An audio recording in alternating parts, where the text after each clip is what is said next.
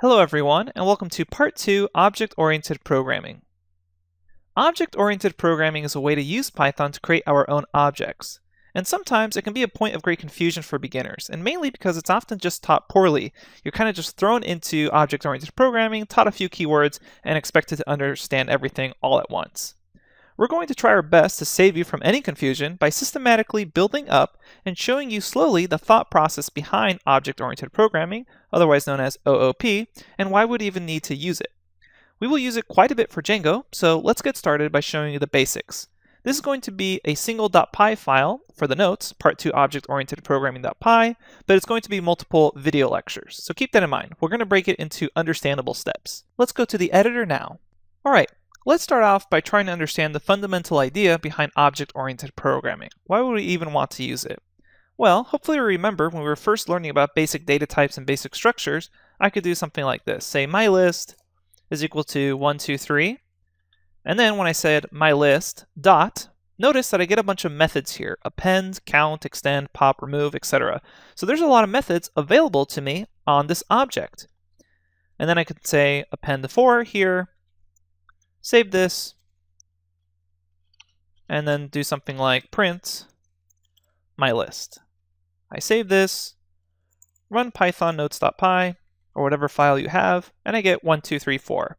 Now the idea behind object-oriented programming is this. So far, we have the capability to create a very simple function or even a very complex function. What we don't yet know how to do is build something like a list object. We don't know yet how can you build an object and then have methods inside of it or attributes inside of it that you can use to affect the object itself. And that's the whole idea of object-oriented programming. How are we able to actually create our own objects in Python? We know how to use the built-in objects in Python, but we yet don't know how to actually build our own. And the first step on your journey of learning about object-oriented programming is to realize that in Python, everything is an object. And you can check an object type by saying type, and then passing in an object itself. So for example, if I pass in a list here, I don't have to save it as a variable, I can just say type, and let's print out that type. So I will say print type here.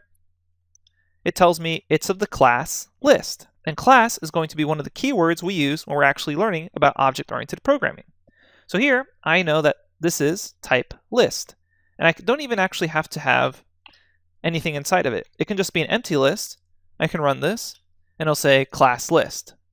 And if I replace this just to be parentheses, remember that's how we define a tuple. So if I save this and run this, it says class tuple. And we can see this for a variety of things. Let's say I pass in a number, type, make sure my parentheses are balanced there, and I run this, it'll say class int, or class integer. Make this 20.0, save this, run this, and it says class floating point. So what we want to know is how can we create our own classes in order to create our own object. So we keep seeing this keyword class, and we want to know how can we use it. So let's actually show you. So now that we understand everything in Python is an object, we can use the class keyword. And the user-defined objects are created using this keyword. The class is essentially a blueprint that defines the nature of a future object. And from classes, we can then construct instances of that class. An instance is just a specific object created from a particular class. So for example, previously we created the object myList. That was an instance of a list object. Let's see how we can actually use class.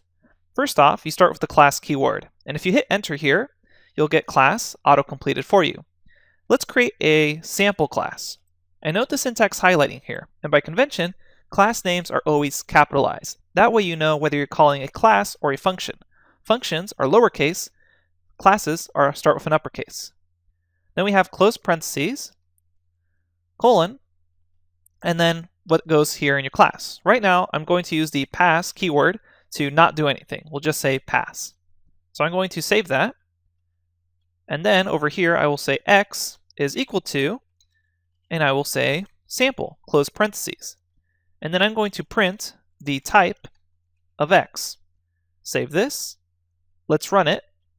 And here it says class main.sample. And we'll discuss what main is in a future lecture. But right now, we can see that I'm getting a very similar result to what I saw previously with the built-in classes. I've now created my own class and my own object called sample. all using the class keyword.